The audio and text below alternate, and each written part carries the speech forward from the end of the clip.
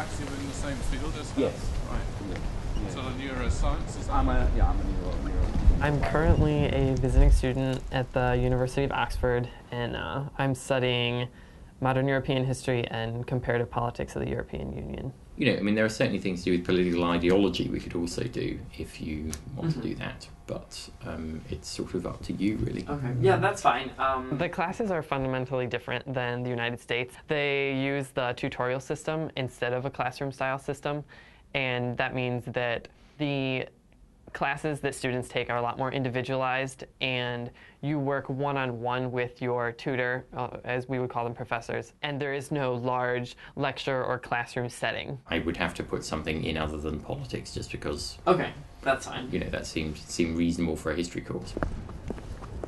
We're currently at the University of Oxford in the United Kingdom. This is St. Catherine's College, my college here at Oxford. It's certainly different than Michigan State, where everybody on campus is either a student or a professor or an employee. At Oxford, because it's built into the city itself, you have a lot of businesses and tourists and people who just live in the city of Oxford.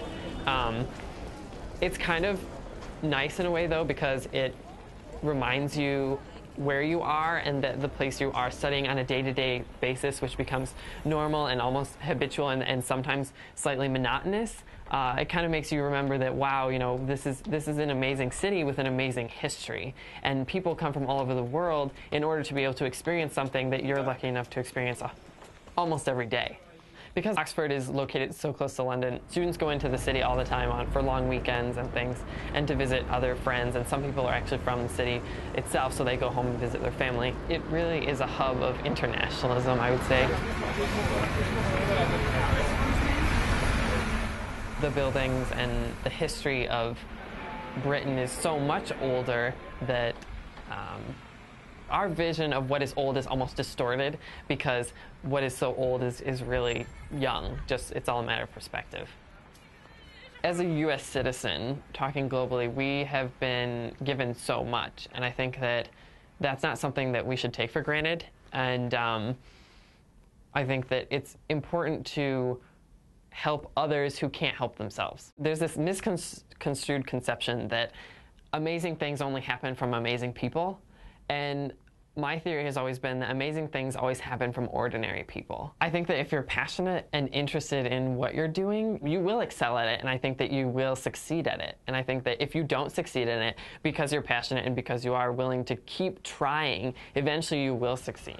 The One Campaign, it's the Campaign to Make Poverty History. It was co-founded by Bono in 2004. Their goal is to help eradicate extreme poverty in Africa, and extreme poverty is defined by the World Bank as generally a person who would live on less than $1 United States dollar a day, which also means that they're unable to feed themselves and a family if they have one. I've been involved with the One Campaign, mostly online activism, signing petitions and things since high school, and then when I came to college, I was really interested in starting a campus group, and so myself, with the help of another friend, founded One MSU, which is a Michigan State University branch of the One Campaign.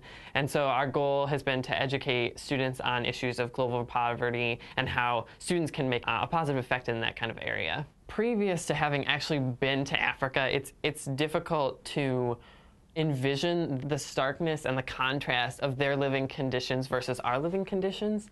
And I think that while seeing pictures of a starving child or a child infected with HIV is heartbreaking through a textbook, but it's even more powerful when you're able to physically see that person and shake their hand and talk with them and ask them, what is their life like? What is the social stigma of living with HIV or AIDS? You know, how do they provide for their families? Are they farmers? How many, in the case of Rwanda specifically, how many brothers and sisters did they lose to the Rwandan genocide? The aspect of helping someone who can't help themselves is very, very fulfilling. I think that being able to help someone who is unable to feed their children, or who is unable to get water because their village doesn't have it, or who has malaria, or who needs bed nets, I think that need that is there is really, it feels great when you're able to help that person with that need because they can't help themselves.